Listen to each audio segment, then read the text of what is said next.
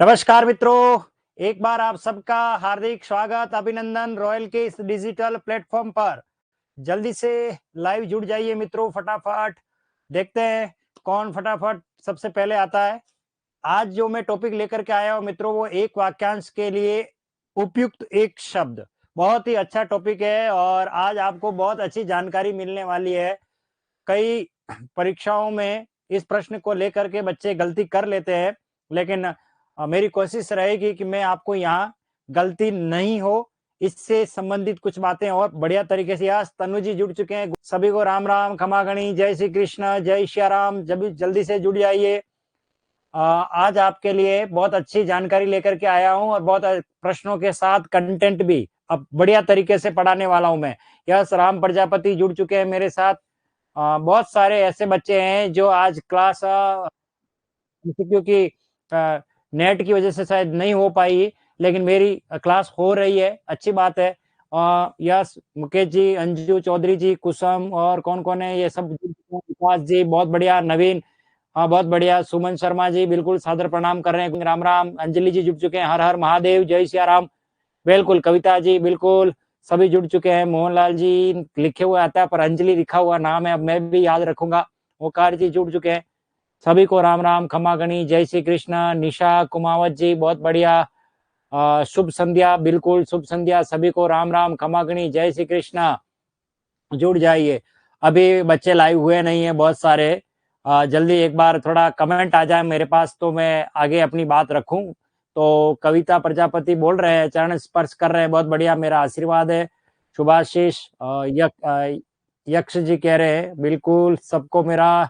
Alex, जय सिया राम। खाटू श्याम जी की, लोकेश बिल्कुल खाटू श्याम जी की तरह से प्रणाम कर रहे हैं। अच्छा, उनकी बिल्कुल सभी को राम राम है, बिल्कुल सभी जुड़ जाए बेटा, सभी जुड़ जाए, सभी को राम राम, जय श्या राम, जय श्या राम। बिल्कुल जुड़ चुके, राधे राधे, राधे राधे। यस, बहुत बढ़िया। सर जिस दिन सिलेक्शन लेके रॉयल, ये क्या पढ़ रहे हैं अंजलि जी, क्या कहना चाह रहे हैं? आऊंगी ना, इसलिए ऐसी आ गई कि मोहनलाल के पीछे तो अंजलि है।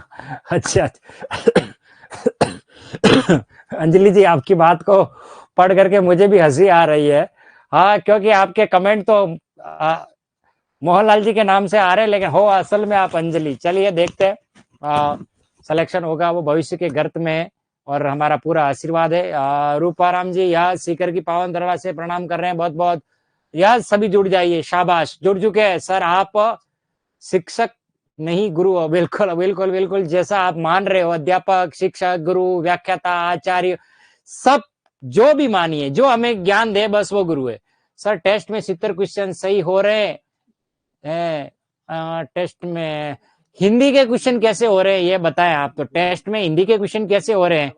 खूब सारे पेपर होंगे, 30 प्रश्न पत्र होंगे, चिंता करने की कोई बात नहीं है। गलती हो सकती है, ये गलतियां न हो इसलिए आपको तैयार करने के लिए, संबल प्रदान करने के लिए, आपकी तैयारी कैसी है उसको ध्यान में रखते हुए पेपर बनाए जा रहे हैं।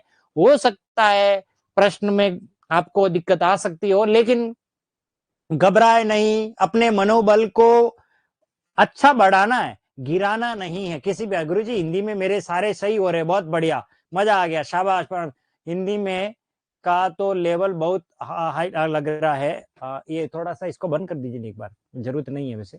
हाँ सर जी, हिंदी में 15-16, बहुत बढ़िया, 15-16, 15-16, 15-16 प्रश्न तो 15 ही आते हैं, 16 कैसे हो रहे सर जी? हिंदी में तो ऑल राइट हो रहे हैं, बहुत बढ़िया। तनु जी मजा आ गया, हिंदी का तो लेवल बहुत हाई लगा, हाई लगेगा। यह मेरी पूरी कोशिश रहेगी कि आपको बढ़िया तैयार करके जाओ एकदम मस्त तरीके से, कि मेन एग्जाम में तो आप कहोगे वाह गुरुजी मजा आ गया, आप तो हम सिलेक्शन लेके आएंगे। हिंदी के तो सर जी 13 से 14 प्रश्न सही हो रहे हैं, बहुत बढ़िया। हिंदी में अभी आपको बता रहा हूँ, कितनी भी आप पढ़ाई कर लो, कुछ भी कर लीजिए, एग्रीकल्चर सुपरवाइजर आपको हिंदी ही बनाने वाली, ये आप निश्चिंत रहिए, हिंदी ही बनाने वाली है। और हिंदी की तैयारी हम करवा रहे हैं आपको, और बहुत बढ़िया। देखो एमसीक्यू लेकर के आए आप लोगों के लिए, अब टेस्ट सीरीज भी लेकर के आए, और हो सकता है अभी कोई क्रैश कोर्स भी लेकर के आ जाए, 15 दिनों में बढ़िया तैयारी करवाई जाए, उसको लेकर के आपका पूरा रिवीजन हो जाए। तो फुल कॉन्फिडेंस है सर, बहुत बढ़िया। चलिए, तो आज मैं आपको बता देता हूं, अब आप कमेंट नहीं करेंगे, क्योंकि मैं आपको एक बात करूं, जब भी मैं कंटेंट पढ़ाऊं तो मैं बार बार ये बात रिपीट ना करूं आप लोगों को कि अब मैसेज मत करिए, अब मैसेज मत करिए। जब भी कमेंट पढ़ाऊं, आप क्या करेंगे, जब भी कंटेंट पढ़ाऊं तो आप कोई मैसेज नहीं करेंगे, कोई भी कमेंट नहीं करेंगे, क्योंकि मैं देख नहीं पाता हूं और फिर आप क्या कह रहे हो मैं समझ भी नहीं पाता हूं। इसलिए आपसे निवेदन है कि क्वेश्चन हर 2 या 3 क्वेश्चन के बाद मैं आपको कंटेंट पढ़ाने वाला हूं। आपके लिए बहुत मजेदार क्लास होने वाली है। तो हम और भी बातें करते रहेंगे, लेकिन आज अपन पहले प्रश्न से अपनी जो शुरुआत करते हैं, तो देखते हैं आपके लिए कौन सा प्रश्न है और किस तरीके का प्रश्न है। बिल्कुल गुरुजी, एकदम सही बात है कि हिंदी ही बनाएगी कृषि पर्यवेक्षक, बिल्कुल। चलिए, तो आपके लिए पहला प्रश्न आ चुका है आपके स्क्रीन पर। और पहला प्रश्न क्या कह रहा है कि सब लोगों से संबंध रखने वाला, सब लोगों से संबंध रखने वाला क्या कहलाता है? सार्वजनिक, सार्वभौमिक, सार्वकालिक, सार्वदेशिक। जल्दी से इस प्रश्न का उत्तर दे दीजिए फटाफट। सभी लोगों से या सब लोगों से जो संबंध रखता है, उसके लिए हम उसके लिए क्या प्रयुक्त शब्द काम में लेते हैं? कौन सा शब्द यहाँ एप्रोप्रिएट है, उपयुक्त कौन सा है? सार्वजनिक, सार्वभौमिक, सार्वकालिक या सार्वदेशिक? बहुत बढ़िया, मजा आ गया, शुरुआत अच्छी हुई है। और मुझे जो शुरुआत चाहिए थी वैसी ही शुरुआत हुई है। सभी के उत्तर सही जा रहे हैं, बिल्कुल। नीतू जी उत्तर सही है आपका, विशाल जी, और कौन है ये, पिंकी जी आपका, सुमन जी बिल्कुल, बबलू जी और चेतन जी, और बिल्कुल, बहुत बेटा, शाबाश, मजा आ गया। ललिता जी उत्तर राइट है आपका, बहुत बढ़िया। Rakesh Kumar ji well done, well done, शाबाश, उत्तम, सर्वोत्तम, क्या मजा। हाँ, बीच में मजाक नहीं करनी है बेटा, आंसर देना। हाँ, कौन है ये? हाँ, कोई बात नहीं, चलिए। हाँ, नहीं नहीं, अच्छा, वो कुछ कहना चाह रहे हैं। हाँ, चेतन जी आपका उत्तर सही है, बहुत बढ़िया। चलिए, शुरुआत आपकी अच्छी हुई है। देखिए, सब शब्दों का माया जाल है यहाँ। सब लोगों से संबंध रखने वाला क्या कहलाता है? सब लोगों से जो संबंध रखता है उसे सार्वजनिक कहा जाता है। देखिए, सर्वजन हिताय, सर्वजन सुखाय, इसमें मूल जो शब्द है वो है सर्वजन। सर्वजन का मतलब होता है सभी लोग। और अब जब इसमें एक प्रत्यय लगेगा तो प्रथम जो वर्ण होता है उसमें वृद्धि हो जाती है, सर्वजन से बन जाता है सार्वजनिक। क्या बन जाता है? सार्वजनिक, सभी से। तो इसका अर्थ क्या है? सार्वभौमिक, सभी स्थान से संबंध रखने वाला, वो सार्वभौमिक कहलाता है। सार्वकालिक, जो सभी कालों में प्रयुक्त होता हो, जो सभी काल के लिए आता हो, उसे सार्वकालिक। देखिए मित्रों, हो सकता है पेपर यहां से दूसरा प्रश्न भी बन सकता है। सभी स्थान से संबंध रखने वाले को क्या कहते हैं? सार्वभौमिक कहते हैं। भूमि, भूमि पृथ्वी से, सभी कालों से या सभी काल से संबंध रखने वाला सार्वकालिक कहलाता है। और सार्वदेशिक, सभी देशों से संबंध रखने वाला क्या कहलाता है? सार्वदेशिक। यहाँ 4 विकल्प है, चारों अपने अपने अलग अलग अर्थ लेकर के आते हैं। सर, टेस्ट की आंसर की नहीं मिल रही है, मिल जाएगी। देखो, उसकी बात छोड़िए, अभी जो लेकर के आया हूं उसकी बात करते हैं। तो पहले प्रश्न में लगभग सभी का उत्तर सही गया है और बहुत मजा आ गया मुझे। चलिए, सभी देश से संबंध रखने वाला वो सार्वदेशिक होता है। और इसमें सर्वदेश मूल शब्द है। और शुरुआत अच्छी हुई है, राम प्रजापति जी कह रहे हैं बहुत बढ़िया। तो शुरुआत अच्छी है तो अंत भी अच्छा होना चाहिए सर। 3 ऑप्शन समझे, बहुत बढ़िया, तीनों ऑप्शन समझा दिया। सभी स्थानों से संबंध रखने वाला, सार्वकालिक, सभी कालों से संबंध रखने वाला, सार्वदेशिक, सभी देशों से संबंध रखने वाला। सर, आप बहुत अच्छा पढ़ाते हो, very nice. Parikshit ji, Meghwanshi ji, thank you बेटा, so much, thank you so much, धन्यवाद, आभार, अभिनंदन। चलिए, मैं आपको एक बात बता रहा हूं मित्रों, लिख लीजिए, ये प्रश्न जो आपको दिया गया है इसको लेकर के हर बार प्रश्न बनता है, हर कंपटीशन में बनता है। दिशा का ज्ञान होना बहुत जरूरी है। इसलिए मैं आज 2 क्वेश्चन ऐसे लेकर के आया हूं जो हर बार परीक्षाओं में पूछे गए और फिर भी बच्चा गलती करता है, लेकिन अब गलती नहीं होनी चाहिए। मैं आपको आज दिशा ज्ञान करा के जाऊंगा कि खैर उस पर बात करेंगे। दक्षिण और पश्चिम के बीच की जो दिशा होती है, दक्षिण और पश्चिम के बीच की दिशा के लिए उपयुक्त जो शब्द है वो कौन सा है? आग्नेय, वायव्य, ईशान या नैऋत्य? बहुत अच्छा प्रश्न लेकर के आया हूं। और जिन्होंने ये उत्तर दिया है बहुत अच्छी बात है, लेकिन कुछ ऐसे स्टूडेंट है जिनका उत्तर गलत आ रहा है। सरिता जी आपका उत्तर, राकेश कुमार जी आपका उत्तर, और कौन है, जो गलती कर रहे हैं इसमें। और सवाई माधोपुर से कौन है बेटा, नाम पता नहीं है। अंजलि जी आपका उत्तर भी गलत जा रहा है। ठीक है बेटा, अब गलती नहीं होनी चाहिए। बहुत सौ के उत्तर इस प्रश्न में गलती हो रही है, कुछ स्किप कर रहे हैं इसको लेकर के। शानदार नॉलेज देने वाला हूं, और कैसा भी प्रश्न आ जाए, किसी भी तरीके का आ जाए, इसका उत्तर आप कंप्लीट करके जाओगे। चलिए, इस प्रश्न का उत्तर क्या है ये जानने से पहले मैं आपको थोड़ी सामान्य जानकारी दे देता हूं। मित्रों, दिशाएं कितनी है, अगर हम एक सामान्य बात करते हैं, दिशाएं कितनी हैं, मुझे उत्तर बताइए। दिशाएं कितनी है, चलिए उत्तर बताइए फटाफट। दिशाएं कितनी है, कितनी दिशाएं हैं? जितने भी बच्चे पढ़ रहे हैं अभी, वो मुझे एक बार कमेंट करें कि कितनी दिशाएं, कितनी दिशा जानते हैं हम। लोकेश जी कह रहे हैं बहुत बढ़िया। पिंकी जी उत्तर मिल चुका मुझे, पिंकी जी उत्तर मिल चुका आपका। कमल वर्मा जी आपका उत्तर मिल चुका, बहुत बढ़िया। राजू सेन आपका उत्तर मिल चुका है। रीना जी आपका उत्तर मिल चुका है, और बढ़िया, मजा आ गया। दिशाएं कितनी है, दिशाएं कितनी है? राजू सेन उत्तर मिल चुका मुझे आपका, बिल्कुल बढ़िया। और कौन है ये? जयेश माली जी, लीना जी, बिल्कुल उत्तर मिल चुका मुझे आप सभी का। तो मैं आपको बता दूं मित्रों, दिशाएं 10 होती है, दिशाएं 10 होती है, बस यही गलती होती है हमसे। तो देखिए, सबसे पहले होता है ऊपर वाला हिस्सा, वो क्या कहलाता? उत्तर। और नीचे पार्ट जो होता है वो आता है आपका दक्षिण। इधर जो दिशा होती है वो आप सभी जानते हो, वो पूर्व है। और इधर जो दिशा होती है वो पश्चिम होती है। ये सभी जानते हैं, बचपन से पढ़ते आए, पूर्व पश्चिम उत्तर दक्षिण। यहां सवाल नहीं आएगा। सवाल यह आएगा कि उत्तर और पूर्व के बीच की दिशा को क्या कहेंगे, ये एक प्रश्न बनने वाला है। और पूर्व और दक्षिण के बीच की दिशा को क्या कहेंगे, ये दूसरा प्रश्न बनने वाला। और पश्चिम और दक्षिण के बीच की दिशा को क्या कहेंगे, या दक्षिण या पश्चिम के बीच की दिशा को क्या कहेंगे, उत्तर या पश्चिम के बीच की दिशा को क्या कहेंगे, ये भी सर आप दिखाई नहीं दे रहे हो। मैं मिस्टर इंडिया हो गया हूं, दिखाई नहीं दे रहा हूं, ऐसा हो ही नहीं सकता। चलिए, तो हम इस पर बात करें। उत्तर और पूर्व की जो दिशा होती है बेटा, वो क्या कहलाती है? ईशान कहलाती है। क्या कहलाती है? ईशान। और पूर्व और दक्षिण के बीच की दिशा को हम क्या कहते हैं? आग्नेय। आग्नेय, याद रखें मित्रों, आग्नेय कहा जाता है। और आग्नेय जो दिशा होती है वही हमारे घर की रसोई, किचन जिसे हम कहते हैं। ये वास्तुशास्त्र के अनुसार, ध्यान देखिए, ये वास्तु का ज्ञान भी दे रहा हूं मैं आपको। हमेशा हमारी जो रसोई होती है वो अग्निकोण में होनी चाहिए, बहुत बढ़िया रहता है। ठीक है। पश्चिम और दक्षिण के बीच की जो दिशा होती है वो क्या कहलाती है? नैऋत्य कहलाती है। क्या कहलाती है? नैऋत्य। और उत्तर और पश्चिम की दिशा क्या कहलाती है? वायव्य। कौन सी दिशा कहलाती है? वायव्य। अब यहां उत्तर आपका हो गया मुझे। हाँ, तो दक्षिण और पश्चिम, दक्षिण और पश्चिम की दिशा क्या कहलाएगी? नैऋत्य कहलाएगी।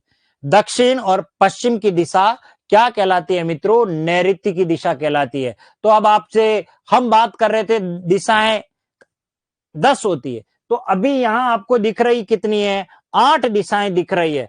लेकिन एक ऊपर जो दिशा होती है और एक अधोगति यानी नीचे वाली जो दिशा होती है, इस प्रकार से हम क्या कहते हैं? 10 दिशाएं हो जाती है। 4 मुख्य दिशाएं और इनके पार्ट करते हैं, बीच वाली जो दिशाएं है वो 4, तो 4 और 4 8, और 2, एक ऊपर और एक नीचे। इस प्रकार से टोटल 10 दिशाएं होती है। तो ध्यान रखें मित्रों, मुख्य 10 दिशाएं होती है। ये प्रश्न जो इसे आप, मैं अपनी कॉपी में लिख लीजिए, मैं दावे के साथ कह रहा हूं, यहां से प्रश्न बनता है और बनता आया। हो सकता है ये ना पूछ करके वो ये पूछ दे कि उत्तर और पूर्व की दिशा ईशान कहलाती है। बिल्कुल, हैप्पी महेंद्र जी कह रहे हैं, चरण स्पर्श कर रहे हैं, बहुत बढ़िया बेटा, हैप्पी महेंद्र, जुग जुग जियो।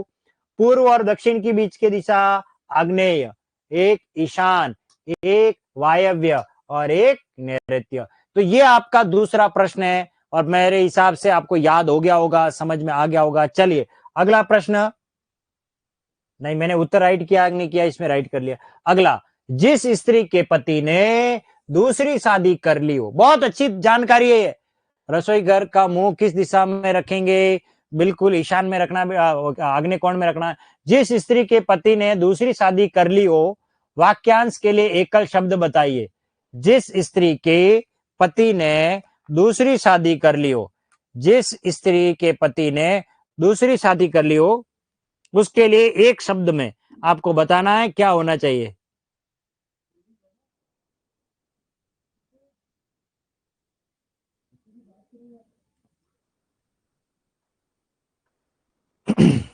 बहुत अच्छा प्रश्न है ये। जिस स्त्री के पति ने दूसरी शादी कर ली हो, उसके लिए क्या आएगा। बहुत बढ़िया है। नवोढ़ा, अद्युड़ा, प्रोषित पति का या आगत पति का। बहुत सारों के उत्तर सही जा रहे हैं, लेकिन कुछ एक के गलत जा रहे हैं। थोड़ा सा इसको ध्यान से पढ़े बेटा। अंजुमीना, आपका उत्तर बिल्कुल सही है। कन्यालाल, उत्तर सही है। चेतन जी, सही है आपका उत्तर। कृष्णा जी बिल्कुल। रीना जी, कमल जी, और कौन है ये, अंजलि बेटा, सही है आपका उत्तर। बहुत बढ़िया, अच्छी तैयारी है आपकी। सॉरी सर भी आएगा, सुमन जी कह रहे हैं। बहुत बढ़िया, चलो देखते हैं सही होगा या गलत। चलिए बात कर लेते हैं मित्रों, एक एक शब्द पे बात करें। मैं उत्तर के साथ दूसरों के बारे में भी बता रहा हूं, तो आप वो भी ध्यानपूर्वक सुने, हो सकता है वहां से भी प्रश्न बन सकता है। सबसे पहले बात करें नवोढ़ा। नवोढ़ा नव प्लस उढ़ा से बनता है। नवोढ़ा गुण संधि का उदाहरण है। नवदन उढ़ा, नवदन उढ़ा। वैसे सही शब्द उढ़ा है, बिंदी लगाने की आवश्यकता नहीं है, ये संस्कृत का शब्द है। उढ़ा विवाहिता को कहते हैं, जिसकी नई नई शादी हुई हो हाल फिलहाल, उसको हम नवोढ़ा कहते हैं। और ऊ मिल के बनाएंगे ओ, ये गुण संधि का उदाहरण है। नवदन उड़ा, तो इसका क्या अर्थ हुआ, जिसकी हाल फिलहाल शादी हुई हो, ठीक है ना। नव विवाहित जो होती है उसको नवोढ़ा कहा जाता है। तो सर पहले वाली क्लास नहीं आई, पहले वाली अभी जो आई है वो तो पढ़ लीजिए, बाकी की बाद में बात करेंगे। अद्युड़ा, अद्युड़ा कहते हैं, ये यण संधि का उदाहरण है। ये यण संधि का उदाहरण है। अधि प्लस उढ़ा, अधि प्लस उड़ा से बनता है अद्युड़ा, और इसका अर्थ है जिस स्त्री के पति ने दूसरी शादी कर ली हो, उसे हम क्या कहते हैं, अद्युड़ा कहते हैं मित्रों। प्रोषित पति का, प्रोषित पति का किसे कहते हैं। देखिए, एक होता है जिसका पति विदेश से आता है, और एक जिसका पति विदेश जाता है। इसका मतलब क्या है, प्रोषित पति का, जिसका पति विदेश गया हुआ हो, उसे प्रोषित पति का कहते हैं। विदेश कमाने गया हो, विदेश काम से गया हो, उसे प्रोषित पति का। हो सकता है प्रश्न यह आ जाए, जिस पत्नी का पति विदेश गया हो, उसे क्या कहेंगे, प्रोषित पति का। जिसका पति विदेश से आया हो, उसे आगत पति का कहते हैं। बिल्कुल, विदेश गए हुए पति, बिल्कुल फर्स्ट। अच्छा, जगदीश सालवी जी कह रहे हैं फर्स्ट क्लास है या फर्स्ट क्लास है, मुझे समझ में नहीं आ रही है क्या कहना चाह रहे हो। तो ये प्रश्न आपको समझ में आ गया होगा। चलिए, बस अब कंटेंट आ गया मित्रों, तो बस अब लिखना नहीं है, कमेंट नहीं करना है, बार बार मैं आपको कहूंगा नहीं। बस अब मेरी क्लास ध्यानपूर्वक पढ़े, सुने, मजा आ जाएगा। आगे आपको जानकारी देने वाला हूं, बहुत बढ़िया। ठीक है, अब कोई कमेंट नहीं आना चाहिए, मैं पढ़ूंगा भी नहीं। चलिए, तो देखिए, राजभवन में रानियों के रहने का स्थान, राजभवन जो होता है, उसे रानियों का जो रहने का स्थान होता है, उसे कहा जाता है अंतःपुर। उसे क्या कहा जाता है, अंतःपुर। उसे क्या कहा जाता है, अंतःपुर। अगर परीक्षा में अगर परीक्षा में अंतःपुर विकल्प में नहीं मिले, तो ध्यान रखें, इसका दूसरा विकल्प है रनिवास। उसे क्या कहा जाता है, रनिवास। रनिवास यानी रानियों का रहने का स्थान रनिवास कहलाता है, या राजभवन में जो स्थान होता है जहां रानियां रहती है, उसे अंतःपुर भी कहते हैं। अगर ये परीक्षा में नहीं मिले, तो ऑप्शन में तो आप ये भी लिख सकते हो, हरम। हरम भी कहते हैं रानियों का ये रहने का स्थान है। अरबी फारसी शब्द है, विदेशी शब्द है हरम। आपने अकबर जोधा कोई सीरियल अगर देखा हो, उसमें भी ये शब्द बहुतायात प्रयोग होता है। अंतःपुर, रनिवास या हरम तीनों सही है, पर ज्यादा उपयुक्त अगर कोई शब्द है प्राथमिकता के दृष्टिकोण से देखा जाए, तो ये ज्यादा सही रहेगा। चलिए मित्रों, अगली बात करते हैं। जिसके पास कुछ भी नहीं हो, कुछ भी नहीं हो, उसे कहते हैं अकिंचन। उसे क्या कहेंगे, अकिंचन। अकिंचन, अकिंचन, अकिंचन का अर्थ होता है जिसके पास कुछ भी नहीं हो, और जिसको आप समझने के लिए कह सकते हो गरीब। गरीब है, कुछ भी नहीं है, उसे हम क्या कहेंगे, अकिंचन। उसे क्या कहेंगे, अकिंचन, जिसके पास कुछ भी नहीं है। जिसका जन्म पहले हुआ हो, जिसका जन्म पहले हुआ है, तो वो हमारा बड़ा भाई है, तो उसको हम अग्रजन्मा कह सकते हो या अग्रज कह सकते हो, अग्रज। अग्रज या अग्रजन्मा भी कह सकते हो, या अग्रजन्मा, जो पहले जन्म लेता है, अग्रजन्मा, वो जिसका जन्म पहले हुआ है उसको अग्रज या अग्रजन्मा आप कह सकते हो, दिक्कत नहीं है कोई इसमें। जिसका कोई शत्रु न जन्मा हो उसे हम क्या कहेंगे, अजात शत्रु। अजात शत्रु, जिसका कोई भी शत्रु नहीं जन्मा हो उसे हम क्या कहते हैं, अजात शत्रु। बिल्कुल, अजात शत्रु, जिसका कोई शत्रु नहीं जन्मा। जिसकी आने की तिथि ज्ञात न हो, देखिए याद रखिए, तिथि, तिथि का मतलब होता है दिनांक, और इसके आगे लगाइए बस अतिथि, जिसकी आने की कोई तिथि ना हो उसे अतिथि कहते हैं। बिल्कुल, अतिथि, अतिथि कहा जाता है। और कोई बात जो बढ़ा चढ़ा कर कही गई हो उसे कहते हैं अतिशयोक्ति। अतिशयोक्ति, अतिशयोक्ति, किसी भी बात को बढ़ा चढ़ा के करना, नमक मिर्च लगा के कहना, उसे हम अतिशयोक्ति के दायरे में रखते हैं। ये गुण संधि का उदाहरण है। अतिशय धन उक्ति से बनता है अतिशयोक्ति। जिसका अनुभव इंद्रियों द्वारा न हो सकता हो, जिसका अनुभव इंद्रियों द्वारा न हो सकता हो उसे क्या कहते हैं, अगोचर। उसे अगोचर, उसे क्या कहा जाता है मित्रों, अगोचर कहा जाता है। जिसका अनुभव इंद्रियों के द्वारा नहीं होता हो उसे हम अगोचर कहते हैं। जिसका अनुभव इंद्रियों द्वारा न हो सकता हो। पर्वत के ऊपर की समतल भूमि, मित्रों देखिए ये बहुत अच्छा प्रश्न है, हर बार परीक्षा में आता है।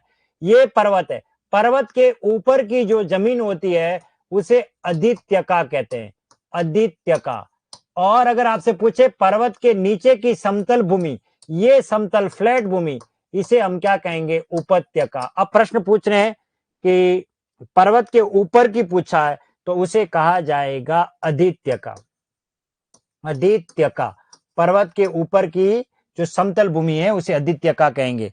राज्य के प्रधान शासक द्वारा दिया गया आधिकारिक आदेश, राज्य के प्रधान शासक द्वारा दिया गया आधिकारिक। देखिए आधिकारिक एक ऐसा शब्द है जिसमें मूल जो शब्द है वो अधिकार है, अधिकार में इक लगाओगे तो आधिकारिक बन जाएगा। तो प्रधान, राज्य के प्रधान शासक द्वारा दिया गया आधिकारिक आदेश, उसे हम क्या कहते हैं, अध्यादेश। उसे क्या कहेंगे मित्रों, अध्यादेश। अधिधन आदेश, जिसे हम कहते हैं इंग्लिश में ऑर्डिनेंस। बिल्कुल, अध्यादेश कहेंगे। और कनिष्ठा और मध्यमा के बीच की उंगली, यस देखिए मित्रों प्रश्न आने वाला, कनिष्ठा और मध्यमा के बीच की उंगली। कनिष्ठा, मैं आपको आज ये सारी बातें पढ़ा के जाने वाला हूं। ये कनिष्ठा और ये है मध्यमा, इसके बीच की उंगली, जिसको हम रिंग फिंगर कहते हैं। जहां एंगेजमेंट की जो अंगूठी पहनी जाती है, जो तिलक लगाने के लिए प्रयुक्त होती है, राइट हैंड में यहां पर इस तरीके से तिलक लगाया जाता है, उसे हम अनामिका कहते हैं। उसे क्या कहते हैं, अनामिका। अनामिका, उस फिंगर को हम क्या कहते हैं, अनामिका। तो कनिष्ठा, अनामिका, मध्यमा। और अगर प्रश्न ये कह रहे हैं कि मध्यमा और अंगूठे के बीच की उंगली को तर्जनी कहते हैं, तो ये सब बातें हमें पता होनी चाहिए। दिशाओं का ज्ञान और उंगलियों का ज्ञान तो बिल्कुल होना चाहिए। कनिष्ठा, अनामिका, मध्यमा, तर्जनी और अंगूठा, ये हर बार परीक्षा में पूछी जाती है। बिल्कुल, तो अपन बात कर लेते हैं, अगर परीक्षा में पूछें रानियों के रहने का स्थान क्या कहलाता है, तो आप उसे अंतपुर में देखेंगे। और जिसके पास कुछ भी नहीं होता है उसको हम अकिंचन, गरीब कह सकते हैं। मित्रों याद रखना, जो पहले जन्म लेता है उसे हम अग्रज कहते हैं, और जिसका कोई शत्रु नहीं जन्मा उसे हम अजात शत्रु कहते हैं। जिसके आने की कोई तिथि नहीं होती है उसे अतिथि कहा जाता है। किसी भी बात को बढ़ा चढ़ा करके अगर हम कहते हैं तो वो क्या कहलाता है, वो अतिशयोक्ति कहलाता है। ध्यान रखना, जो इंद्रियों के द्वारा देखा न जा सके, इंद्रिया हमारी जो है 5 ज्ञानेंद्रिया और 5 कर्मेंद्रिया, उनकी मैं बात कर रहा हूं। पहाड़ के ऊपर की अगर कोई समतल भूमि है उसे अदित्यका कहा जाएगा। पहाड़ के नीचे की जो समतल भूमि है उसे उपत्यका कहा जाएगा। राज्य के प्रधान शासक द्वारा अगर कोई आदेश पारित किया जाता है उसे अध्यादेश या ऑर्डिनेंस कह सकते हो। और कनिष्ठा और मध्यमा के बीच की उंगली को हम क्या कहेंगे, अनामिका कहेंगे। ये मैंने रिंग पहन ली है, बहुत बढ़िया, पहन लीजिए, शाबाश जिन्होंने भी पहन ली, अनामिका, तर्जनी, मध्यमा। चलिए, तो कैसी लग रही है आपको क्लास, प्रश्नों के साथ कंटेंट भी लेकर के आया हूं। यही प्रश्न सर, इन सब का आंसर दिया मैंने, बहुत बढ़िया, नाइस क्लास गुरुजी। तन्नू जी कह रहे हैं बहुत बढ़िया, अच्छी बात है। चलिए, बहुत बढ़िया। नीतू जी कह रहे हैं बहुत बढ़िया, अच्छा लग रहा है, याद हुआ, वोकैबुलरी बढ़ी आपकी, आपका शब्दकोश बढ़ा, ज्ञान बढ़ रहा है, अच्छा लग रहा है आपको, कंटेंट के साथ प्रश्न पढ़ रहे हो आप, एमसीक्यू सरल कर रहे हो, कितना अच्छा लग रहा है आपको, बहुत बढ़िया, बहुत अच्छी है, बोले तो एकदम झक्कास, या झकास। अनिल कपूर जी का डायलॉग बोल रहे हैं, कौन है ये? हाँ, नाइस क्लास, थैंक यू पिया जी, बहुत बढ़िया, वेरी नाइस, बहुत बढ़िया, याद हो गया, बिल्कुल सुपर क्लास।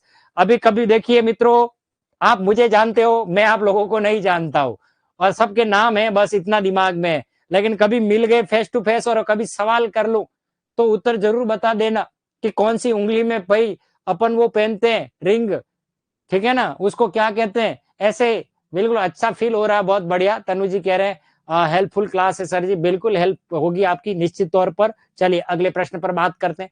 जिसका होना निश्चित है, जिसका होना निश्चित है। अब आप कमेंट कर सकते हैं फटाफट और आंसर दीजिए फटाफट।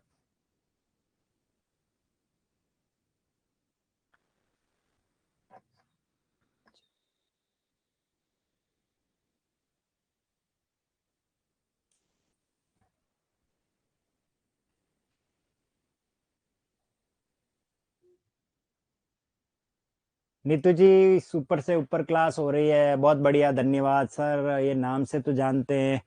हाँ बिल्कुल, चेहरे से तो अब कैसे, अब आपका चेहरा तो हमें दिखाई देता नहीं है, तो हम चेहरे से तो कैसे जाने। हाँ, नाम से तो जान ही रहे। हाँ, कभी मिलेंगे तो करूंगा। हाँ, ये आते थे आपके कमेंट, पढ़ता था मैं। चलिए, जिसका होना निश्चित है, बहुत बढ़िया, जिसका होना निश्चित है, उसके बारे में देखिए। ऐच्छिक, ऐच्छिक में मूल शब्द है इच्छा। इसमें मूल शब्द क्या है मित्रों? बहुत काम आता है जब हमें इस तरीके का अगर विश्लेषण आता हो। अगर कोई इच्छा से संबंधित हो, उसे हम ऐच्छिक कहेंगे। ये एक प्रत्यय लगने से ई किस में बदलेगा? आई में बदलता है। तो जो अपनी इच्छा पर है, ऐच्छिक है। आप चाहो तो अभी पढ़ सकते हो, आप चाहो तो अपने मोबाइल को बंद करके घर पे कहीं पे भी पकोड़े खाने चले जाइए, वो आपका ऐच्छिक कार्य हो गया। अनिवार्य, अनिवार्य का अर्थ होता है जिसका निवारण नहीं हो सकता। याद रखना मित्रों, बहुत अच्छी बात बता रहा हूं मैं आपको। अनिवार्य का अर्थ होता है जिसका निवारण नहीं हो सकता। मैं उदाहरण देके आपको थोड़ी ये बात समझाता हूं। मान लीजिए कक्षा 10 में कोई बच्चा गणित में कमजोर है और वो बड़ी मुश्किल से 10वीं पास हो जाता है और वो 11वीं में एडमिशन लेता है। वो ये कहता है कि अब मुझे गणित नहीं चाहिए, मैं आपके हाथ जोड़ता हूं। तो हम उसको आर्ट्स की सब्जेक्ट दिलवा देंगे, कोई सी भी, हिस्ट्री, पॉलिटिकल, हिंदी लिटरेचर, ऐसी कोई सब्जेक्ट दिलवा देंगे, क्योंकि उसको गणित से मुक्ति मिल गई। उसका निवारण हो सकता है, गणित का निवारण हो सकता है। लेकिन कोई लड़का 10वीं में हिंदी में ही कमजोर है और वो 11वीं में एडमिशन ले रहा है, और वो क्या कहेगा कि सर मैं हिंदी में कमजोर हूं, मुझे हिंदी नहीं चाहिए। तो हम कहेंगे बेटा, हिंदी का हम निवारण नहीं कर सकते। चाहे आप आर्ट्स लो, चाहे कॉमर्स लो, चाहे साइंस लो, हिंदी तो पढ़नी ही पड़ेगी, उसका निवारण नहीं हो सकता। इसलिए कक्षा 11वीं में हिंदी का डायलॉग होता है अनिवार्य हिंदी। कभी आपने पढ़ा हो कंपल्सरी इंग्लिश, क्यों लिखते हैं वो? इंग्लिश तो 10वीं में भी होती है, हिंदी तो 10वीं में भी होती है, फिर वो ऐसा क्यों लिखते हैं? वो इसलिए लिखते हैं क्योंकि उसका निवारण नहीं हो सकता। सर, हम सारे मिस्टर इंडिया और मिस इंडिया है, आप हमें नहीं देख सकते, लेकिन हम आपको देख सकते हैं। हैप्पी महेंद्र, बहुत बढ़िया, मुगैम्बो, खुश हुआ। ओके, चलिए, तो अनिवार्य, अवश्यंभावी, यस, जिसका होना निश्चित है, बिल्कुल निश्चित है, जिसका होना निश्चित है। होए वही जो राम रची राखा, बिल्कुल होना है वो तो होकर रहेगी। तो फिलहाल तो अविसंभावी होता है। और स्वैच्छिक, स्वधन ऐच्छिक से ये बनता है, स्वधन इच्छिक से स्वैच्छिक, तो आप सभी को पता है जो अपनी इच्छा से हो रहा है वो स्वैच्छिक से। तो फिलहाल यहाँ जो उत्तर राइट है वो आपका तीसरा राइट है। चलिए अगले प्रश्न पर, वाक्यांश के लिए एक शब्द के लिए संबंध में कौन सा विकल्प असंगत है? बिल्कुल, जिसकी अवधि निश्चित न हो, निरवधि, जिसमें कोई छिद्र न हो, निरंतर, जो भविष्य में होने वाला हो, आगामी, जिसकी कोई स्पृहा या इच्छा नहीं हो, उसे क्या कहा जाता? बिल्कुल, मजा आ जाएगा। चलिए मित्रों, आज के पेपर से हो सकता है अगले पेपर में कोई प्रश्न आ जाए, तैयारी करिए, जम के तैयारी करिए। बिल्कुल, आपके चरणों में प्रणाम सर, गुरुदेव, बहुत बढ़िया, मजा आ गया, बहुत बच्चे आप जुड़ चुके हैं, जल्दी लेट लेट आए, लेकिन इस प्रश्न का उत्तर बताएं मुझे फटाफट। चलिए करें इसका विश्लेषण। जिसकी अवधि निश्चित नहीं हो। तो इसका हम विश्लेषण करें तो देखिए ये है निर, ये उपसर्ग है, निर उपसर्ग है, और अवधि, अवधि में मात्रा छोटी आती। निर यानी नहीं, अवधि यानी समय सीमा। तो जिसकी कोई अवधि निश्चित नहीं है उसे निरवधि कहेंगे। जो अवधि में होता है, बिल्कुल समय अवधि में होता है, वो तो अलग ही होता है। जिसमें कोई छिद्र न हो उसे निरंध्र कहते हैं। बिल्कुल, यह है निर, निर यानी नहीं, और रंध्र, ये रंध्र का मीनिंग होता है छेद। याद रखें मित्रों, अगर संधि पूछें तो ये विसर्ग संधि है। मैं आपको अभी बता रहा हूं, बढ़िया ध्यान से समझ लीजिए। ये अगर आपसे पूछें तो आपका उत्तर होगा निरंध्र। यही राइट करना है। माध्यमिक शिक्षा बोर्ड और एनसीईआरटी में निरंध्र में विसर्ग संधि है। हालांकि पुस्तक विशेष, व्यक्ति विशेष की में इसे व्यंजन संधि में पढ़ा रखा है और मैं उसे ही सही मानता हूं। लेकिन ये हमारा दुर्भाग्य है कि किताबों में ही गलत पढ़ रहे हैं और वही चल रहा है। अभी हमें विद्वान नहीं बनना, हमें कंपटीशन फाइट करके सिलेक्शन लेना है। इसलिए ज्यादा इस पर बात करने से हम उलझ सकते हैं। तो मेरी बात मानिए, मैं जो कह रहा हूं वही आप करें तो अच्छा रहेगा। फिलहाल तो निरंध्र जो शब्द है इसमें आप विसर्ग संधि ही लिखें, और परीक्षा में आ भी जावे तो यही लिखें। लेकिन अगर आपसे उपसर्ग पूछे तो निर लगा के करना, ध्यान रखना। रंध्र पूरे निरोग, निरस, निरूज खूब पढ़ा रखा है क्लास में, मैंने भर भर के सारी बातें समझा रखी है।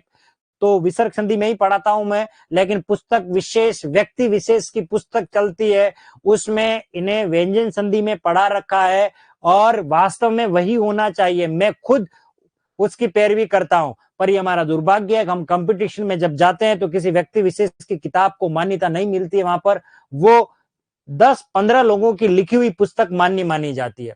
इसलिए प्लीज आप जो तर्क ना करें ज्यादा, और इसी पर हम बात करेंगे। निरंतर ज्यादा सही है, और यही है जो भविष्य में होने वाला है वो आगामी नहीं होता।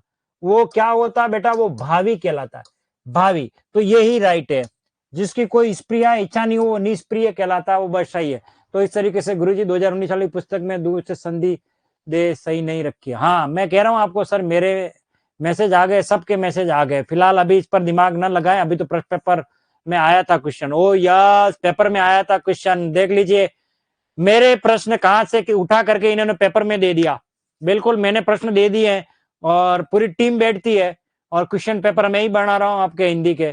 ठीक है, आपके जो एमसीक्यूज के जो पेपर बन रहे हैं उसमें आ रहा है, लेकिन कौन सा प्रश्न आएगा सर? ये क्वेश्चन आया था कल के टेस्ट में, आया था। मजा आ गया आपको? भावी सुपरवाइजर हो, मजा आ गया। चलिए, तो ये सही है। अब कमेंट नहीं है, अब सीधा, जिसे बुलाया न गया हो उसे क्या कहेंगे? जिसे बुलाया न गया हो उसे क्या कहेंगे? अभी कमेंट नहीं करने में, अभी आपको फिर से बता रहा हूं, आप प्लीज कमेंट नहीं करें। ठीक है, कमेंट नहीं करना, आपको ध्यान रखना है। हाँ, बिल्कुल कमेंट नहीं करना, बस अब पढ़ाऊंगा। बिल्कुल, देखिए, आहूत का अर्थ होता है बुलाना। आहूत यानी बुलाना, और जिसे बुलाया न गया हो उसे कहेंगे अनाहुत। अनाहुत, अनाहुत। आहूत बुलाना कहते हैं, अनाहुत, अन धन आहूत से बनेगा अनाहुत। ध्यान रखना, आहुति, आहूत हवन के लिए आता है। अगर मात्रा छोटी है वो हवन के लिए आता है, आहुति देना। तो यहां हु बड़ा आएगा, ये ध्यान रखें। जिसका मन किसी और लगा हो उसे क्या कहेंगे? अन्य मनस्क। अन्य मनस्क, अन्य मनस्क, जिसका मन कहीं और लगा है उसे अन्य मनस्क कहेंगे। ये ध्यान रखना। बिल्कुल। अब आ रहा है दोपहर के बाद का समय। दोपहर के बाद के समय को याद रखें मित्रों। समय को हम कई अलग अलग नामों से जानते हैं, कभी पूर्वाह्न, कभी अपराह्न, कभी मध्याह्न। पूछ रहे हैं दोपहर के बाद का समय। दोपहर के बाद का समय अपराह्न कहलाता है। अपराह्न, ये शुद्ध है। अपराह्न अपर प्लस अहन से बनता है। अहन दिन को कहते हैं। ठीक बीच का समय जो होता है रात्रि का, वो निशित कहलाता है, वो अलग है। जो स्त्री सूर्य भी नहीं देख पाती उसे असूर्य पश्चा कहा जाता है। सूर्य पश्या, पश्य यानी होता देखना, यानी कि जिसके गर्भ में कोई बच्चा पल रहा है। हमने खूब सुन रखा है सूर्य ग्रहण या ऐसा कुछ ग्रहण की बात होती है तो हम कहते हैं गर्भवती स्त्री को कि आप घर से बाहर मत निकलिए, कि हो सकता है उससे आने वाली जो किरणें हैं वो पल रहे शिशु के ऊपर कोई साइड इफेक्ट या कोई दुष्प्रभाव छोड़ सकती है। इसलिए ऐसी स्त्री जो सूर्य को नहीं देखती उसे असूरी पश्या कहते हैं। अतिथि की सेवा करने वाला, अतिथि की सेवा करने वाला कहलाता है आतिथेय। आतिथेय, ए प्रत्यय। जैसे अग्नि में ए लगता है तो आग्नेय बनता है, पथ में ए लगता है पाथे बनता है, कुंती में ए लगता है कौंते बनता है। उसी प्रकार अतिथि सेवा करने वाला आतिथेय। पैर से लेकर सिर तक उसे क्या कहेंगे? उसे कहेंगे आपाद मस्तक। आपाद मस्तक, आपाद मस्तक अव्ययी भाव समास है।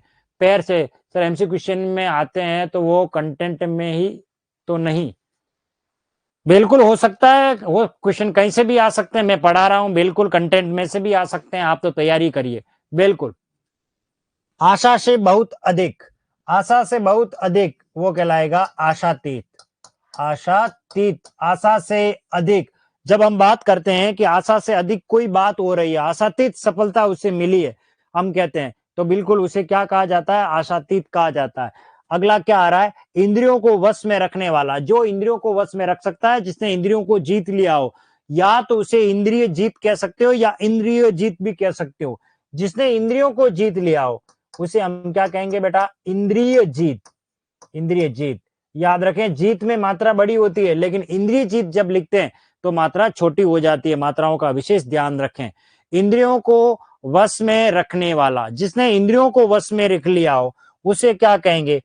इंद्रियों को वश में रखने वाला और इंद्रियों की पहुंच से बाहर, इंद्रियों को वश में रखना, उसे करने वाला कार्य, किया जाने वाला वश, ये कहलाता इंद्रिय निग्रह। इंद्रिय निग्रह, इंद्रिय निग्रह अर्थात इंद्रियों को वश में करने का, अपने हम कंट्रोल करते हैं, अपने आप को रोकने की कोशिश करते हैं, वो इंद्रिय निग्रह की श्रेणी में आता है। और जो इंद्रियों की पहुंच से बाहर हो, जो इंद्रियों से परे हो, उसे हम क्या कहते हैं? इंद्रियातीत। इंद्रियातीत कह सकते हो, जो इंद्रियों से परे हो उसे हम क्या कहते हैं बेटा? इंद्रियातीत। इंद्रियों से परे, इंद्रियातीत। तो इस तरीके से बात करें तो जिसे नहीं बुलाया जाता है उसे अनाहुत कहा जाता है, जिसका मन कहीं और लगा रहता है उसे अन्यमनस्क कहा जाता है। और दोपहर का जो समय, बाद का जो समय होता है वो अपराह्न की श्रेणी में आता है। वह स्त्री जो सूर्य को नहीं देख पाती है उसे असूरी पश्या कहा जाता है। और जो अतिथि की सेवा करता है उसे हम आतिथेय कहते हैं। और पैर से लगा करके मस्तक की तक की जितनी बातें होती है वो आपाद मस्तक की बात की जाती है। जब हम आशा से अधिक कोई प्राप्ति कर लेते हैं वो आशातीत कहलाता है।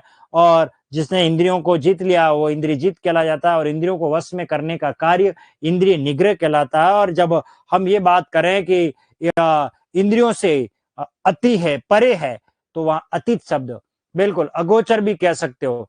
कहाँ, किसका कह रहे हो? अगोचर किस? हाँ अगोचर, अगोचर जो इंद्रियों से पता नहीं। हाँ बिल्कुल।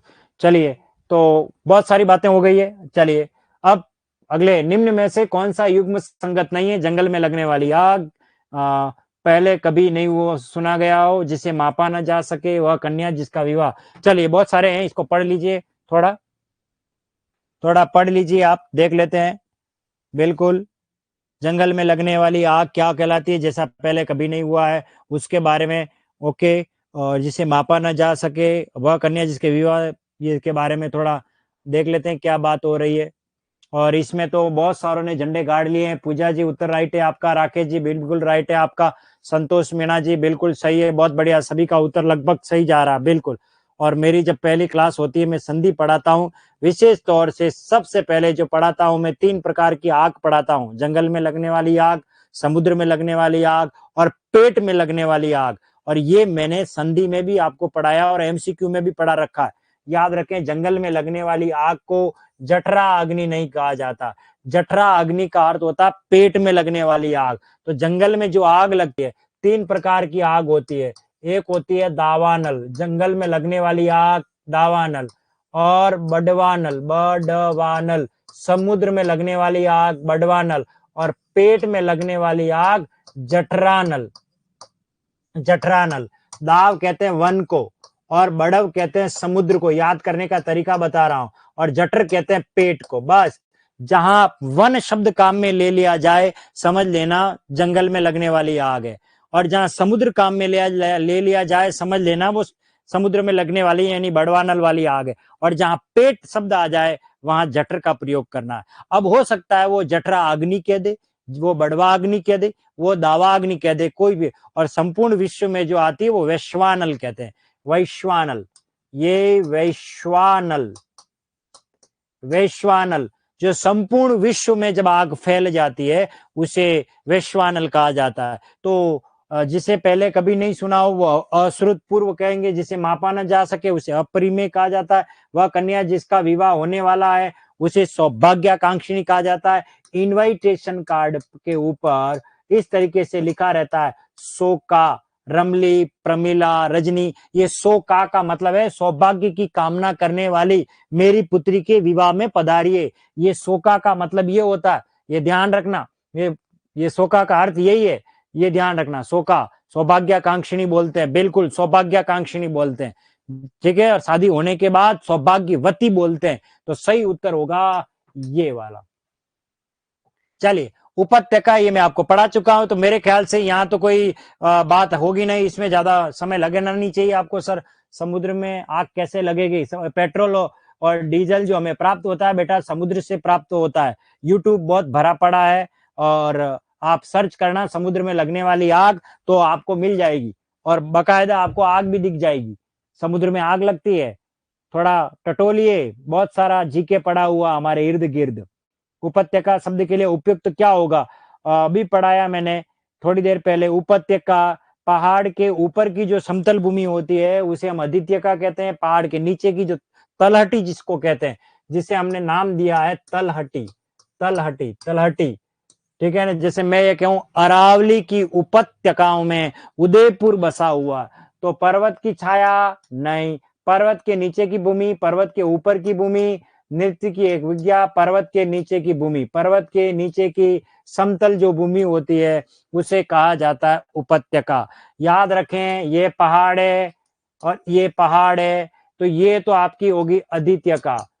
अधित्यका, अधित्यका।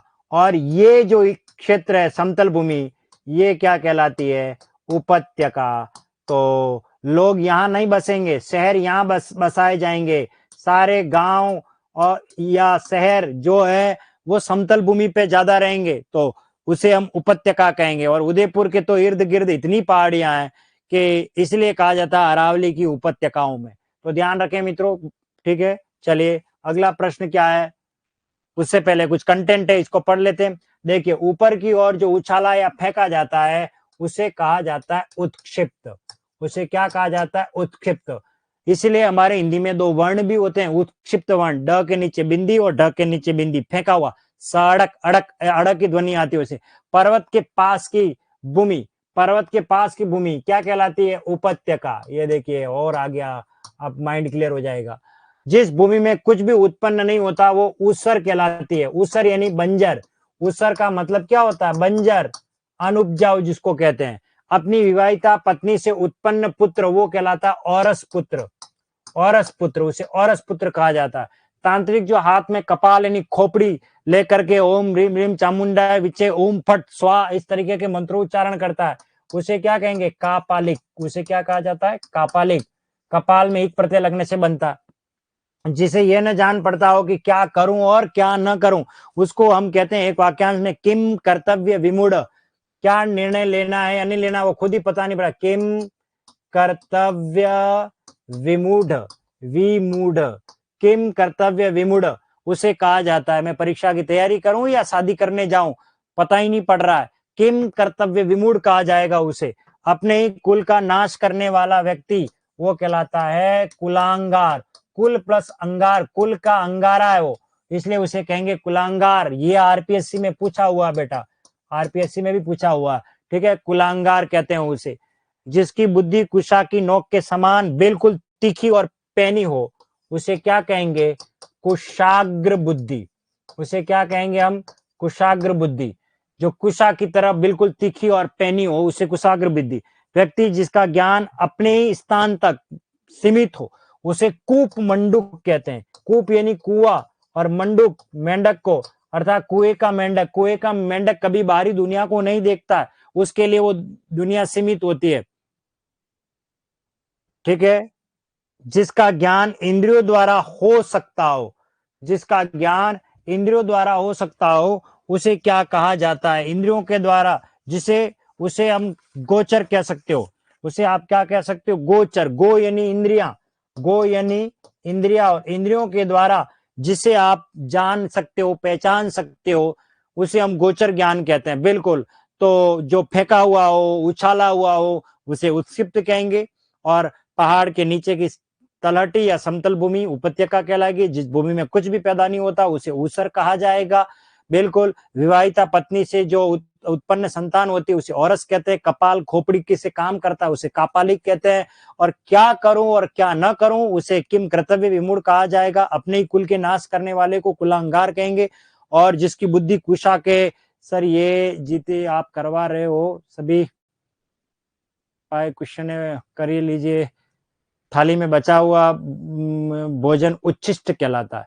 थाली में बचा हुआ तो उच्छिष्ट कहलाता है, जूठन कहते हैं। वो तो अभी आया नहीं है, वो तो आ जाएगा तो मैं पढ़ा दूंगा। ठीक है। और कुएं तक जिसका ज्ञान सीमित है उसे कूप मंडूक, और इंद्रियों द्वारा जिसे हम ज्ञान प्राप्त कर सकते हैं, बिल्कुल जान सकते हैं, उसे गोचर कहा जाता है। चलिए अगला प्रश्न ले लेते हैं। वाक्यांश के लिए एक शब्द के संबंध में असंगत विकल्प को चुनिए। आप फटाफट पढ़ लीजिए बेटा। और ये देखिए,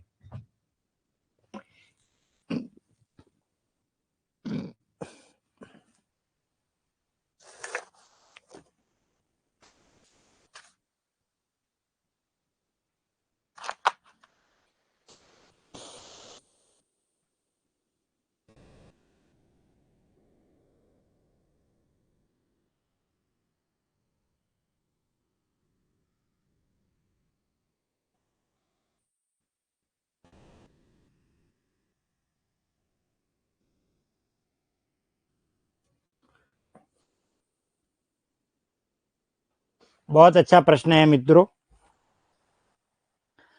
क्या प्रश्न पूछा जा रहा है? रात का मध्य भाग, निषेध, जो बात दोनों में समान हो, उभयनिष्ठ, या जो क्रोध का अधिकारी है उसे काकपाली कहेंगे। नाटक के आरंभ में की जाने वाली स्तुति नांदी पाठ।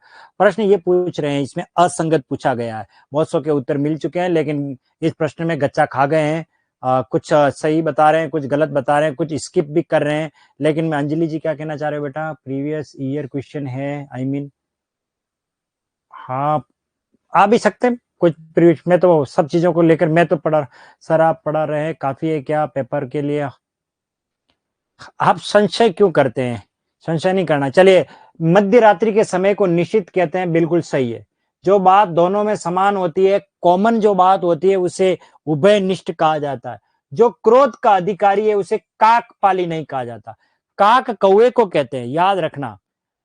जो कौवे की परवरिश करती है, जो कौवे को पालती है, कौवा कभी अपना घोंसला बनाता नहीं है, वो कोयल के घोंसले में अपने बच्चों को ध्यान रखता है। ये ध्यान रखना। इसलिए काकपाली कोयल को कहा जाता है। काकपाली किसे कहते हैं? कोयल। काकपाली जो कौवे को पालती है। कौवा कभी घोंसला बनाता नहीं, और इतना होशियार होता है कि वो कोयल के घोंसले में अपने अंडे रख देता है, बच्चे रख देता है, और कोयल ये समझती है कि ये मेरे बच्चे हैं, और वो उसकी परवरिश करती रहती है। देखिए कितनी विचित्र बात है। बिल्कुल। हाँ, तो बात यह आ रही है कि जो क्रोध का अधिकारी है, जिस पर क्रोध किया जाना चाहिए, जिस पर गुस्सा किया जाना चाहिए, उसे क्या कहा जाता है? उसे कोप भाजन कहा जाएगा। उसे क्या कहा जाएगा? कोप भाजन।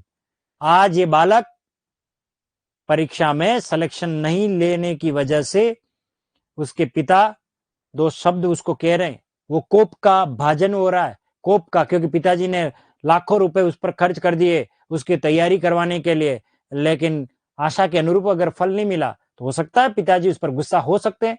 और मैं ये नहीं कह रहा, लेकिन मैं बता रहा हूं, कोई काम करें और जिस पर गुस्सा लाजमी है उसके लिए यह है। जो क्रोध का अधिकारी है उस पर हम बात करते हैं कोप भाजन। और काकपाली किसे कहेंगे? जो कुएं की परवरिश करता है उसे कहते हैं। और नाटक के आरंभ में की जाने वाली स्तुति नांदी पाठ कहलाता है। बिल्कुल। तो पूछा क्या है? असंगत। तो असंगत तो आपका यही राइट होगा। बिल्कुल सर, पूरी जिंदगी में इतनी अच्छी हिंदी नहीं पढ़ी, अंजलि जी कह रहे हैं। बिल्कुल जरूर मिलेंगे अंजलि जी, सिलेक्शन होने के बाद तो। बिल्कुल ठीक है। चलिए यहाँ बिंदी है बेटा। हाँ, निंदा के बहाने प्रशंसा करना क्या कहलाता है? निंदा के बहाने अगर हम प्रशंसा करते हैं तो उसे क्या कहा जाएगा?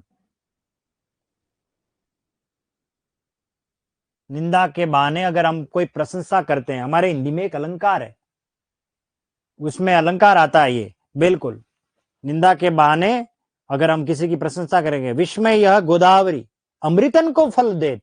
ये उस अलंकार की पंक्ति बता रहा हूं मैं। विस्मय ये गोदावरी अमृतन को फल देत।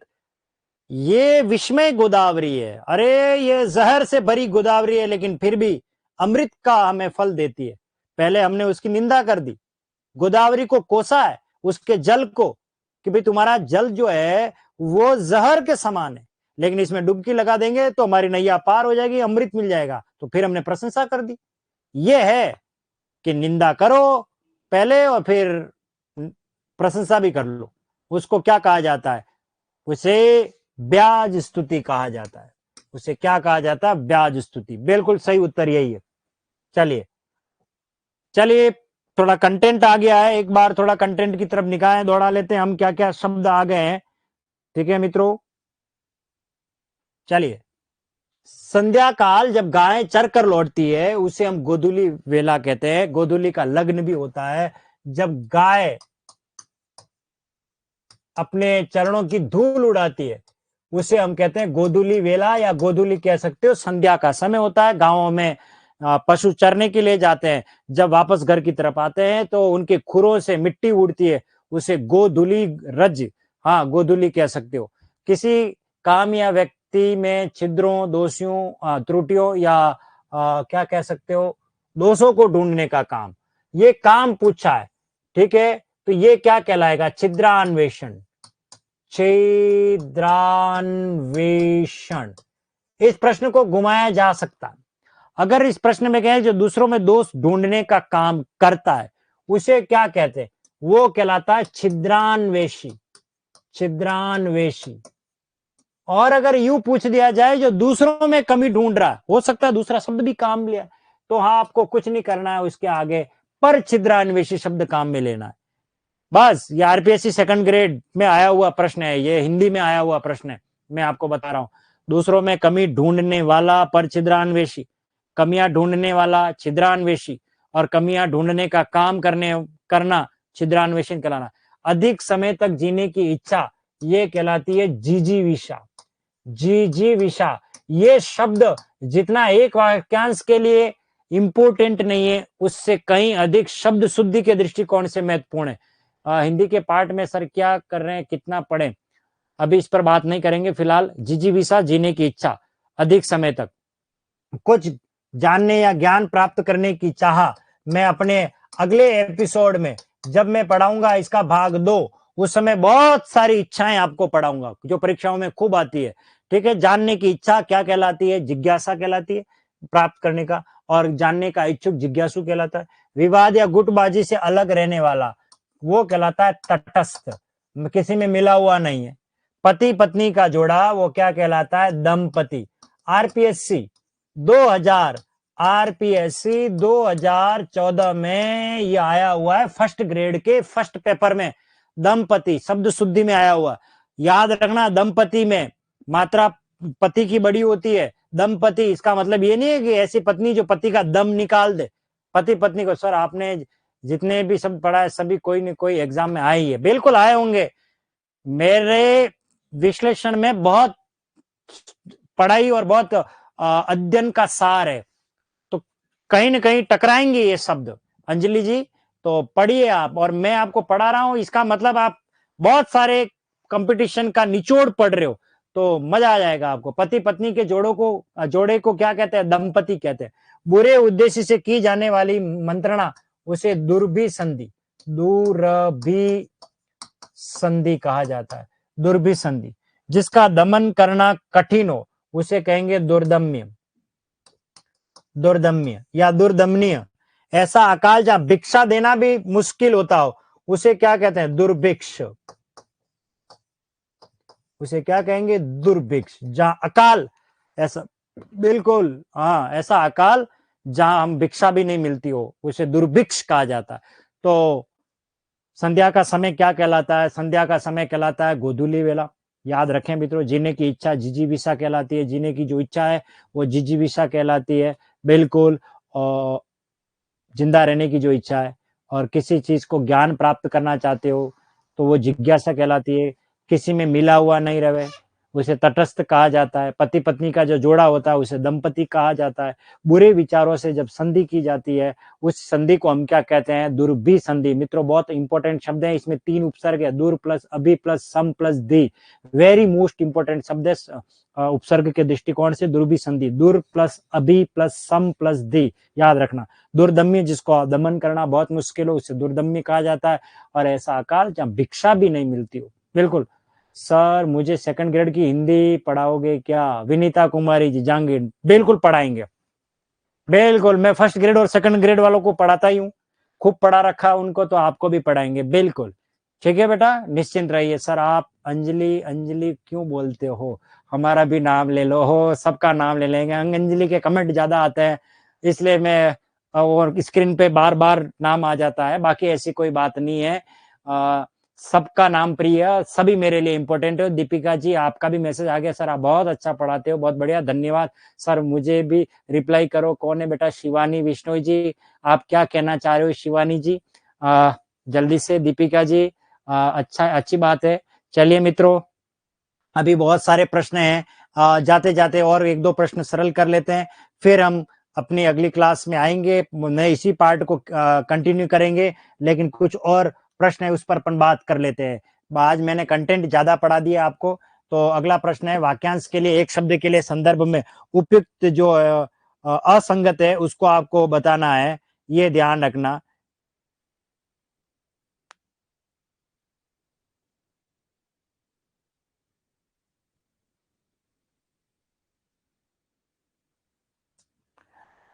कमल जी बिल्कुल आप कह रहे हो, बात सही है, लेकिन बेटियों के नाम ही सबसे ज्यादा आ रहे हैं। अब मैं क्या कर सकता हूँ इसमें? किरण जी का नाम आ गया, देखिए महेश जी आपका नाम आ गया, दुर्गेश जी, तो जिसका नाम आता है मैं पढ़ता हूँ, ऐसी बात नहीं है। ज्यादा 10 नाम मुझे दिख रहे हैं, 10 में लड़कियां ही दिख रही है, तो फिर उन्हीं का नाम पढ़ना पड़ेगा।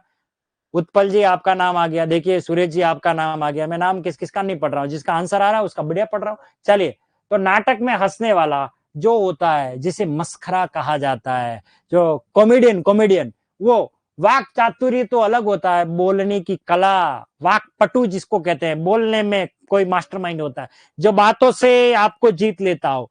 ठीक है ना, दुकान पे जाते हो तो आपको मीठी मीठी बातों से आपको अपनी तरफ आकर्षित करने वाले होते हैं, बोलने की कला से सामान बेच देते हैं। साबुन के साथ शैम्पू फ्री, आइए, हम तुरंत उनकी बातों में चले जाएंगे। तो वाक चातुर्य वो होता है। तो नाटक में विदूषक, उसे क्या कहा जाता है बेटा? विदूषक, याद रखना। नाटक में हंसी, ये संस्कृत में होता है, बिल्कुल विदूषक कहा जाता है। बाकी सब ठीक है, तो यही अशुद्ध है। नाटक के अंत में प्रयुक्त मांगलिक पद क्या कहलाता है? भरत वाक्य कहलाता है, बिल्कुल सही है। नाटक जब समाप्त हो जाता है वो भरत वाक्य कहलाता है। जो बहुत बोलता है उसे हम वाचाल कहते हैं, पटर पटर बोलता रहता है उसे वाचाल कहते हैं। ठीक है, जो कम बोलता है उसे मितभाषी कहा जाता है। जो बहुत बातें बनाता है, बातें बनाता है, ये नहीं ऐसे नहीं ऐसे नहीं, वो बातू नहीं है। वाचाल तो कोई भी बात होता है जो बात आपकी कहना चाह रहे हो उससे आपको भटकाने की कोशिश करे, वो बातू नहीं है, ये ध्यान रखना मित्रों। चलिए, हाँ, बस ये आज का अंतिम प्रश्न, फिर हम अपने अगले प्रश्नों को लेकर के आएंगे अगले एपिसोड में। चलिए, जहां किसी प्रकार का संकट न हो उसे क्या कहेंगे? जहां सॉरी, असंगत बताना है। नवीन प्रिया जी, नवीन प्रिया जी, ये कौन सा नाम है? कभी नहीं लेते नवीन प्रिया, नाम ही पहली बार पढ़ा मैंने, नवीन प्रिया। अब इसमें नवीन लड़का है और प्रिया लड़की है, मुझे ये समझ में नहीं आ रहा है कि ये कौन है यहाँ। नवीन है लड़का है या प्रिया लड़की है? तो पहले मुझे आप बताए, आप पुल्लिंग है कि स्त्रीलिंग है? पहले ये बताए, मुझे यही पता नहीं पड़ रहा नवीन प्रिया जी। चलिए, दो नाम आ रहे हैं इसलिए। फिलहाल तो आप प्रश्न संख्या 11 जो है उसका उत्तर बता दीजिए। और यहाँ तो देखिए मैंने बहुत अच्छी बात बता दी है। चलिए इस पर बात कर लेते हैं। जहां किसी प्रकार का संकट नहीं हो उसे अनागरात नहीं कहते हैं। अनागरात का मतलब क्या होता है? जिसे सूंघा ना गया हो, जिसे कभी सूंघा नहीं गया हो उसके लिए आता है। और उसे क्या कहेंगे? उसे कहेंगे निरापद। निरापद याद रखना, जिस पर किसी प्रकार का कोई संकट नहीं हो उसे निरापद। सेकंड ग्रेड में आया हुआ है। आचार्य हजारी प्रसाद द्विवेदी और आचार्य रामचंद्र शुक्ल के इतिहास को लेकर के एक बहुत बढ़िया शब्द आता है निरापद। ठीक है, तो निरापद। दूसरों में दोष ढूंढना अब भी पढ़ाया, पर छिद्रान्वेषण सही है। जिसका रंग ढंग अच्छा न हो उसे दूर ललित कहते हैं। ललित कहते हैं सुंदर, आनंद वाला। और जिसका नजरिया अच्छा नहीं है, रंग ढंग अच्छा नहीं है, उसे दुर्ललित कहेंगे। जिसका अनुमान का संकट न हो उसे दुर्विभाव्य कहते हैं। बिल्कुल, उसे दुर्विभाव्य कहा जाता है। तो ये सब बातें सही है। और यहाँ बात हो रही है असंगत की, तो असंगत क्या हो जाएगा? ये हो जाएगा। तो मित्रों, ये आपके प्रश्न हो गए आज के। और हम अगली क्लास में और प्रश्नों को लेकर के आएंगे, इसी टॉपिक को कैरी करेंगे। ठीक है।